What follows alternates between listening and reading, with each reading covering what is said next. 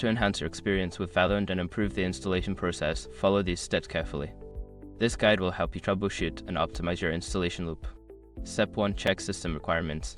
Ensure your computer meets the minimum system requirements for Valorant. This includes checking your operating system, RAM, CPU, and GPU specifications to avoid compatibility issues. Step 2. Disable background applications.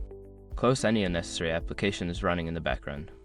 This can free up system resources and improve the installation speed. Use the task manager to end tasks that are not needed during the installation. Step 3. Run as administrator. Right-click on the Valorant installer and select Run as Administrator. This can help bypass any permission issues that may be causing the installation loop and allow the installer to function properly. Step 4. Clear temporary files. Delete temporary files that may interfere with the installation. You can do this by typing disk cleanup in the Windows search bar and selecting the drive where Valorant is being installed. Check the boxes for temporary files and click OK to remove them. Step 5. Reinstall Riot Client. If the installation loop persists, uninstall the Riot Client completely and then download the latest version from the official website. A fresh installation can resolve any corrupted files or settings that may be causing the issue.